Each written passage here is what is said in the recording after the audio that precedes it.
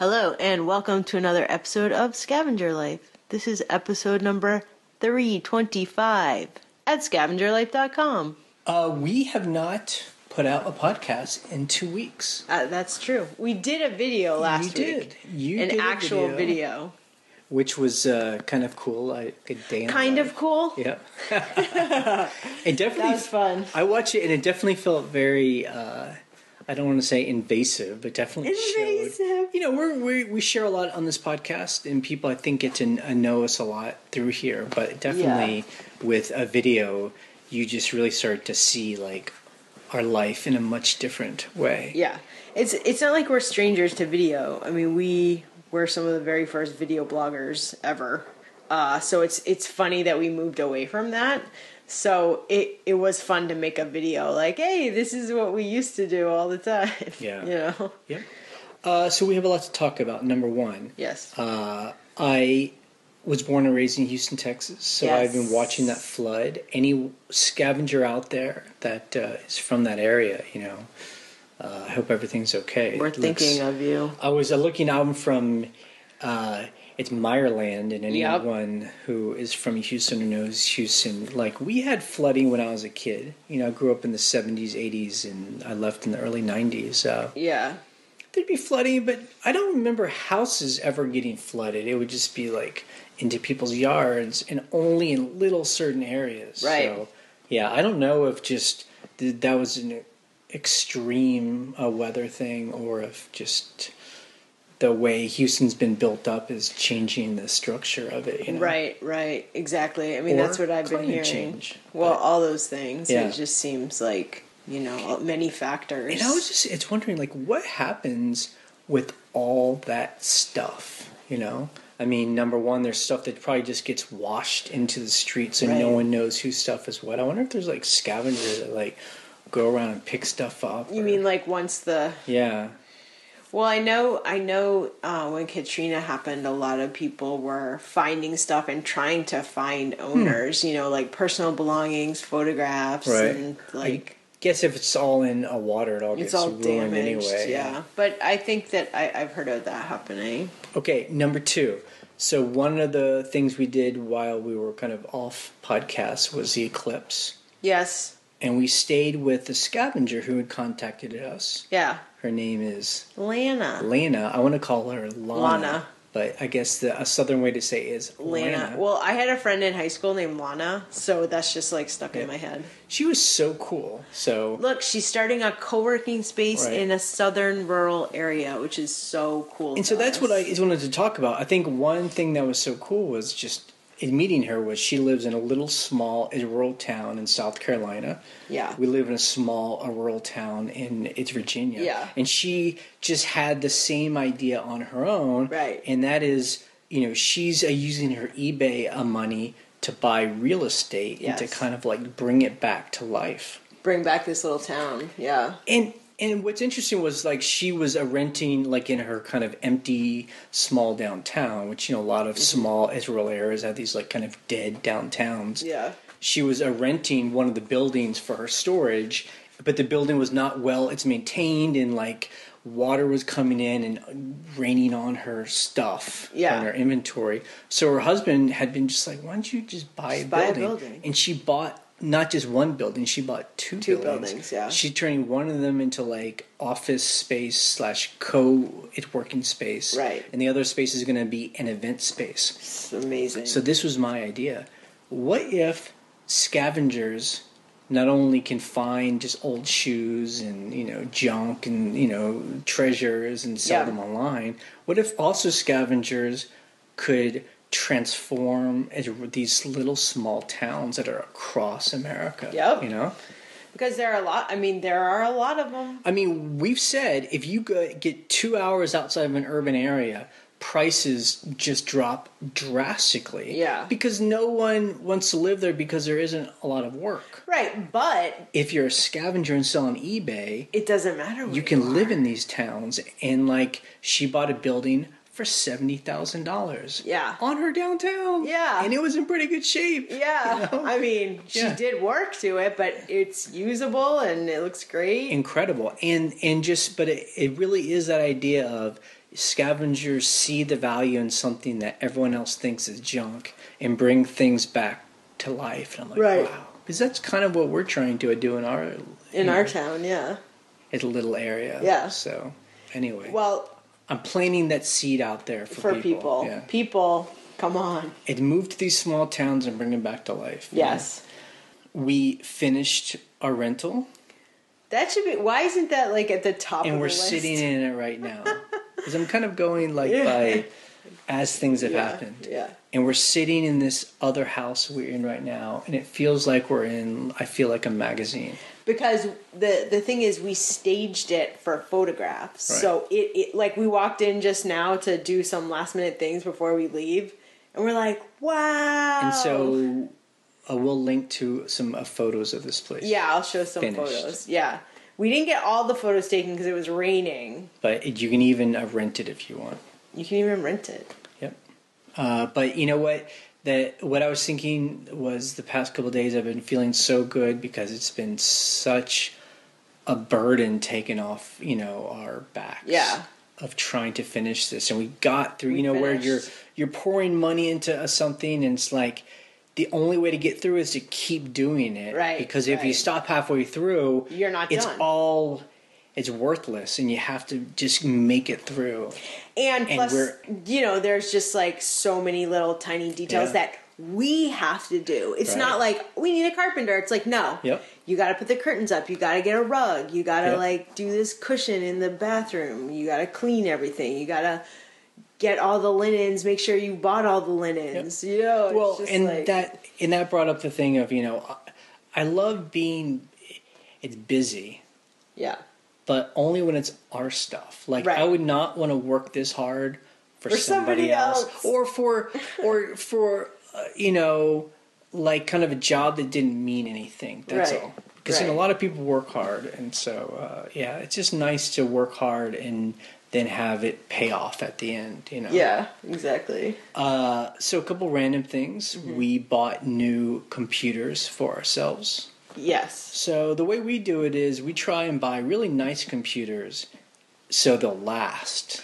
When you say nice computers, we mean the most memory, the biggest processor that we can for... Like the fastest computers we can at the time and then have them last. So our computers were from 2011. Both of our computers were, yeah. So we use them for 6 years. Yeah, which I guess in this day and age is a long time. It is a long time. And the good thing is we do Mac, so we're Mac people. The great thing is these computers still hold its value, so we'll sell our computers. Yeah. And hopefully make some of its money back.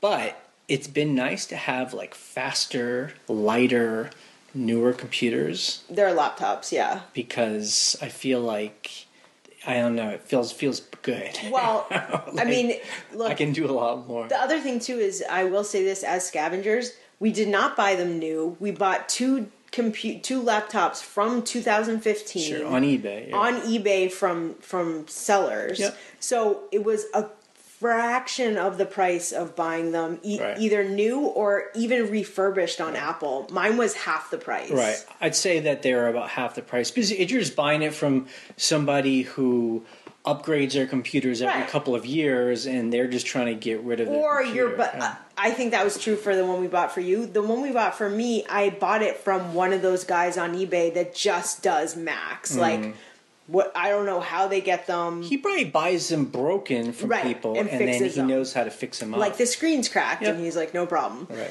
And then he makes the profit off of it. But so that's nice. It's great. I love it.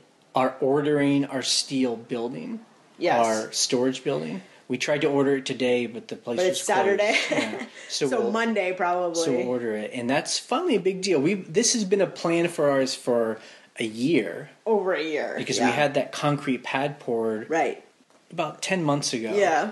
But the good thing is about us taking time is that I feel like we were able to look at a lot of different options, whether we do stick build and we could hear from people. Yeah. And we also found that guy that had that steel building in our neighborhood, and we like banged on his door and was like, "Can we go in your building?" And we thought it was great. He was super nice and showed us around, and we asked him, about if there are any problems, and it looked great. So sometimes things taking time is good because... Well, you can work out the options. Yeah. What do we want to do? And finally we were like, it's great. Let's just order the building like we originally were going to, And then tomorrow we start 6 weeks of travel. Yes. We're flying to Iceland. Yep. And then to Scandinavia and getting a car. And then we are doing a video job in Vienna. And then we fly back. And then we got to go to San Francisco. So it seems like this happens every year. But it's exciting because it's what I love. Look, most of it's vacation. That's the great thing is, at first I'm like, oh my God, I can't believe we're going to go do this job. I'm like, wait a second, we have 3 weeks and those that know us know that this is how we do it. We put our store not on vacation. We just change our handling time. Yeah. So we did that today. Yep. We have like a 4-week handling time. Yeah. And it's all business days, and if you get into it, you'll kind of see how eBay does it. And then if someone buys something, they see this will get delivered in, on this date, on a month. And then when they actually do buy it, we send them a message that says, in case you didn't see our handling time, we have a delayed shipping on this date. And then people can write us and say, I want to cancel. And we have found that 9 times out of 10, people are fine with it. They're like, whatever. Yep. Especially, look, I have found when you personalize the note and you say where you're traveling, that people love it. And we always say, like, we're on a buying trip. We say we're on a buying trip. Just so, it's not like we're just ignoring everything. We're on vacay for a month. Yeah. But the great thing is I changed my handling time this morning because I was like, I can't get anything if I need to get it, whatever, if it's not at our house. And we still made sales. We can talk about what we sold in a minute, but so I was happy with that. It didn't like deter, and it's Labor Day weekend, so I'm like, And it's been nice because, we've been doing this now for 5 years or so, where we've changed the handling time rather than gone on vacation. And it's been nice hearing other scavengers have been doing it, and they'll tell us they've done it.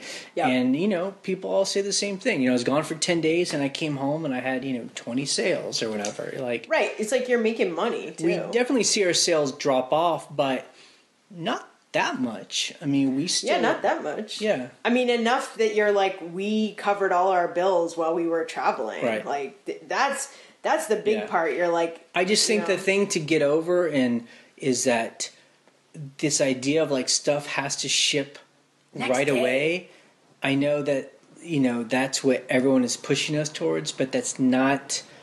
It doesn't have to be that way, Well, and as long as you're transparent about that. Well, and also we've said we're not selling widgets, so we're selling weird, unique, like things, and people, like you said, 90% of people are like, I got a good deal, I got what I wanted, I'll just wait. Yep. That's fine.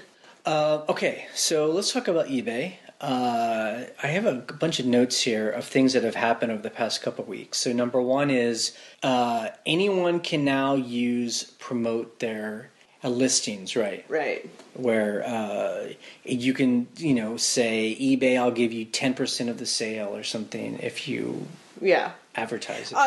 It's not even, you can adjust, there's like a slider, and you can adjust like between 1% and I guess 10%. 10% is a lot.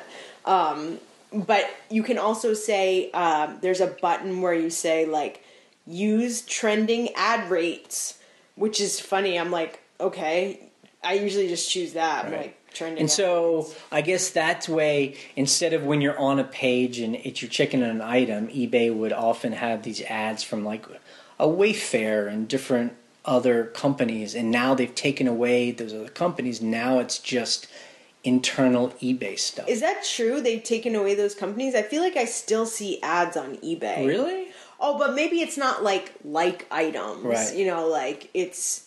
Anyway. It's just general, like, Geico ads. To me, what's interesting is that for a long time, the only thing you could put on there were things that had its multiples. Right. And now it's anything. Well, so basically, if everyone turns it on, it's just like everyone's stuff is being promoted. And then like, is it even worth, you know? Well, the thing is, everyone's stuff and everything that they have is promoted. So you're like, so in theory, everything on eBay could be promoted. And I know this makes a lot of people angry because someone clicked on my item, and then eBay's like pushing them to look at other items, like similar items that are cheaper, you know, and stealing my, you know. But you know what though, but like, if you searched for something on eBay, the search is competition anyway, you know. So Ryan, I'm going to throw this topic up because I don't know anything about it. Okay.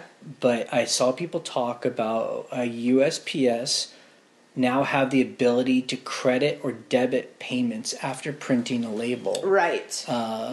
So if people are like, quote unquote, cheating on their postage, somehow a mail like measures it. Yeah, but so I don't. Have you seen that happen? I haven't seen it happen, but then again, I like weigh my stuff. So, but then again, it could possibly be off by 0.5, point 0.05 ounces. I mean, I know we've seen where we've bought things on eBay and people have sent like an 8-pound box first class, and you're like, well, that's interesting. And they've really taken advantage of the fact that the post office, if you can get through your local post office, then basically it'll just go through. Yeah, you're good to go. It might. Or, I've had things happen where I used a priority regional rate A and like paid for it by weight and like accidentally didn't do regional A, and like the post office that it went to in Ohio like wrote me a letter, and you're like, what? But I guess it's only because somebody caught it. I guess now they have the dimensional scanner or something like that. And well, what's interesting is for FedEx in general and FedEx Smart Post, as we've heard, if you're off by like an inch and you hand it to FedEx and they check that, it will go through on your eBay invoice. It'll be like, here's what you paid and here's the extra you paid. I've seen that happen before. It's rare, but we've heard callers say that too. Right. So I think it's going to be something like that, but I'm like, how is the post office going to link you to your If anyone has account? had experience where if you've bought a label on eBay for a USPS and you mailed it, and then they've changed it somehow, I'd love to know if they message you, or only if it's in your invoice and you have to actually go like look in the invoice. I would like, where's the proof of that happening? Is it happening now or not? Okay, and now that we have pulled all the furniture off of our front porch and is now in this house that we're in right now, it means we had this big empty porch. So, of course, we have to fill it up. So it's been great. We actually have like 70% of our inventory now is at our home. Right. Which is great. Look, because, I don't want any eBay in our house, but you know what I've been doing all summer is we have 2 sheds. I showed them to you in the video. We have 2 sheds that held a lot of our eBay stuff. I would wake up every morning at like 5 a.m. and drive across town. It's 12 miles one way, and pick up eBay stuff, even when renters were there. Because I was like, I got to get stuff out of the sheds, I didn't disturb anyone. But like, so when I had the opportunity to fill up our front porch with stuff from those sheds, I was like, we have to do this. And this is a preview of what it will be like when we have the building. A building behind our home. But I know people are like, oh, it's so crazy, and then they have a video they see us driving, and it's like, that's so crazy. But you know what? This is what we've always done on eBay, is that our inventory, its system, and our storage has been very organic, We haven't really planned any of this. Like, we didn't plan to have an inventory of 6,000 items. It just happens, and we're not going to let storage get in our way. Yeah. So we would be like, we need more storage. Well, we have this empty building. Let's build some shelves. Right. And let's go for it. Let's just use. And the great thing is, look, I think we use those sheds over at the farmhouse rental. For most of the time, we were renovating the rental, and then the 3 years we've been renting. So it's been 5 or 6 years of storage. Yeah. So it is what it is, and it's just for us, it's the scavenger way. In my mind, you just do it what's available to you. Like I'm not going to let storage stop my store from growing. Right. If we have cool stuff to put in it. Exactly. And something else on its shipping was you called eBay and they said, have you heard of this a website that tells you more about where the item is? Yeah. So okay, check it out. So I had someone in Israel say that they didn't receive their item, but on USPS it said attempted delivery, and this person claimed I'm supposed to get 2 notices from the post office minimum, and I never got those notices. So I called eBay because they opened a case, item not received. I called eBay and I was like, whatever. So they looked at some other site and they were like, oh yeah, we see 2 attempted delivery with notices left. And I was like, where do you see that? I don't see that on the post office. Is it like some internal thing? And she's like, no, it's called 17track.net. And I was like, what are you talking about? And she's like, it shows a lot more than just USPS. Which I think is so crazy. Which is so crazy. Why doesn't USPS show me that information? I know. So 17track.net must get their information from the post office. Right? So why didn't the post office just make that? I was like... And it's weird that eBay is using this like third party. And they don't tell you about it. Like a rep just randomly was like, we all use it. And I was like... I would have loved to have known about this whenever this existed. Yeah. And it's free. There's no paid, and how they make money, I don't know. There's ads on. But I will say this, because of that website saying it got to Israel and 2 notices were left for this person because they claimed they didn't get those notices, the case got closed. Right. So I'm like, this is really helpful. So I think it's great. I love it. Yeah, I love it too. As a shipping nerd. God bless the internet. God bless it. It is amazing just in the, so we started selling in 2008, the amount of information that has grown on packages is amazing. I mean, yeah. It used to be if you tried to ship something overseas, unless you paid for the very expensive priority rate, basically first class was like you're sending it into a black hole. It leaves the U.S. and there's nothing, even to like the U.K. I mean, correct me if I'm wrong. Even domestic packages would be kind of sending into a black hole. There wasn't tracking on everything domestically back then. I can't remember. No, I think so. I feel like it was just priority. Really? I feel like... I think this is what it was.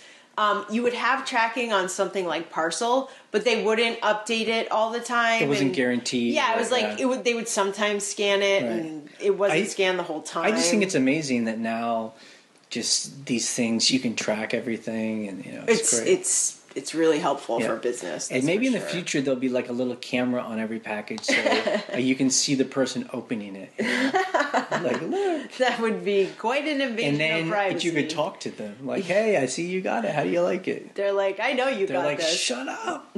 Okay, moving on. Let's go. Okay, let's talk about... Jesus. Okay, let's talk about our numbers. We haven't had a chance to do our numbers the past couple of weeks, but I'll just do... this week. I will say it's now September. September 2nd. We've gotten through it's summertime and we've had a great time. Like we've had sales that have been solid. Yep. We've not had a slowdown. It's been great. Yeah. So I feel good that we got through it's summertime. So it's this week in our main store we sold 52 items. We sold a lot of items. That's almost 10 items a day. 52. Yeah. No, trust me, I know. We had a total sales, and these are gross sales without its shipping cost of it's $1,700. That's great. So our average price is about $32. That's okay. A lot of bread and butter. Yeah. In our second store, we sold 10 items for about $360. 10 items is a lot for Yep. the second store. So, that's, I mean, again, our second store, it's for us, is our just autopilot store. Yeah. We don't add anything more to it. It's like we put about 1,200 items in it, and now it's just every week autopilot. sells about 10 items, and it's just kind of autopilot store. Okay, things we sold. We sold just a lot of like older items, which is awesome. The last couple of weeks have been like seriously old. Like stuff that I'm like I forgot that was even in our store. I'm like, I can't believe we still have this. In fact, I can't believe we have it, and I really hope I can find it because I feel like I sold this already one time, So a lot of these things are a lower dollar items, but they're almost the sweeter sales because you're like, get it out. It is $12 item. This is proof that people will buy anything. Yep. So tell us some stuff on your list there. I mean, we sold like a bunch of ties. A bunch of ties. Like I was like individual ties. Yeah. One guy bought 2 ties worth like $45. I was like, great. Yep.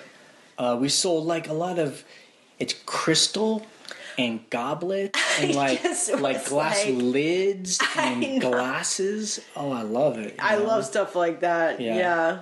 We also sold several small sales of like these weird like Ethernet converters and like a couple like routers from like 15 years ago from Embark. You're like, okay. I mean, things were like, honestly, I didn't even know what they were, but we just said what it was. It's what it was. You plug it in, a light comes on, and then you just say it's what it is. And I'm like, why would someone want this thing? But for $36. Look, we sold a mug for $40. Yeah, it said it was like a vintage. It was an RCA Astro Electronic like satellite mug. So what it was is it was like it had all these pictures of different like weather satellites. Right. It showed how I guess RCA they made these satellites and they showed the improvements of the satellites over time. It was so funny because I saw that at the thrift store and I was like, some weather satellite like NASA nerd is gonna love that. $40. Nice. I mean, a $40 mug sale. Now this was nice. So the past couple of weeks we sold these 3 pairs of overalls that I found at a thrift store. They were so cheap because they were all torn up. And it's weird. They were all torn up in the same place. Some guy in the left knee did some kind of job, and these were his favorite overalls, and he would wear them out in the same place, in one knee and up by his heart area. Yeah, some kind of pen or something. So they're they're ripped up, but we would call them distressed. We sold all 3 of them individually to different people for $35. So we made over $100. Yeah, like $100 on 3 pairs within a week. Yep. What? Distressed. I mean, that's great. I can't think of a better thing. And I looked up the brand Roundhouse. Roundhouse. It's made in America and it's quality. They're probably about $40 new. Buy a new pair. I was okay. Cool. What the heck? Yeah. We sold a Roomba that we found at a thrift store, and they were basically giving it away because it just looked broken. Well, the thing is, with a Roomba, it's an iRobot vacuum that vacuums for you. If you don't have a plug, you can't test it because the battery's dead. But we did know that there are people out there who buy these things that it's broken and they part them out or they fix them need up. Parts for them. Anyway, he gave us good feedback and he was like, I plugged it in and it worked. So you're like, well, look, I sold it for $22. Yeah. It sold within a week, and there you go. I didn't have a plug. I should have bought a plug. Yeah. I should have just bought a plug. I mean, I think if we, sold a lot of these things, we would. But, to me, that again is the example of why I love doing what we do is that, if you can find something that would basically go in the trash. It was on its way to the trash, yeah. But we knew that there was someone out there that loves these things, and it also reminds me of the future when we have robots in our lives, and robots it's going to be like Star Wars, where robots are fixing its robots, and people are going to be, those little desert creatures that are getting the robots in the desert, and they fix them up. Jawas, I'm like, what are you even talking about? We're Star basically Wars. like modern Jawas. I really, really, really want a robot that will just cook me food. Yeah. You're kind of like that robot. It's kind of like a microwave, I guess. Yeah, but I have to put stuff in the microwave. A microwave. Yeah. Okay, so... Yeah, we sold a bunch of other stuff, but that's pots and pans, clothes, and just a rug. We sold a $300 rug today. That's true. That happened today. That happened this morning. I had it up for $600. It was on sale, and I took an offer of $300. I was like, you know what? I love a $300 sale. Let's do it. We're like, let's go. And I shipped it out like an hour before my postal carrier came. And we were like, if you pay now, we'll ship it. If not, it's going to take six weeks. She's like, okay. Yeah. That's a great... that was a great sale. So let's talk about customer issues. On its forum, it seems like a very popular topic, and I don't blame people. They're like, this buyer is sending something back. Right. What do I do? So we've been having some returns. We've had a handful of them. Yeah. But it's most of them where people are like, I just don't want this. Right. And so they send it back and everything's good. But, I always tell people, if someone says something is broken, the first thing that you do is send me pictures. Right. Because show me the proof. Even if they open up a case, if they don't send pictures, eBay will not back them up. And then once they send pictures, then you're like, okay, get your money back, and then do, an insurance claim, depending on the price of the item, really. Yeah. Yeah. But, the thing is just to know what its rules are and have a system and just get into a system mode. That's what I do. Go through these steps, and if people go through the steps, and they should get a return. So exactly. That's how it is. Okay, so one of the recent returns we had was someone said an item didn't fit, but he said that I didn't describe it correctly and that it was, not a men's sweater. So I actually fought that through the beta program when he returned it. I said, I don't want to have to pay shipping for this. And because basically he changed his mind. He changed his mind. Or he's like, it doesn't fit, I don't like it. And so I did the beta program. I refunded him just the price of the item. And then he opened a case from that, which I don't even know what that looks like, but apparently you can. And eBay actually refunded him, but didn't take it out of my PayPal. Right. They said, we're just refunding him out of a courtesy. But the thing is, so he got refunded, whatever. He left a negative feedback. And in the feedback, he mentioned that he opened a case. And they said that that's not allowed. So they removed it. So if he didn't mention opening a case, you think... They still would have removed it because I accepted the return. Right. It's not like I was like, nope. Yep. Yeah, so there was no defect. And they actually, didn't pull that extra money out of my account, which was good, but... So I liked it when you told me you called eBay. You call eBay once every several couple times. days? Yeah, several times a week. Yeah. It seems when their case is open. And we've mentioned this before, but it's always good advice.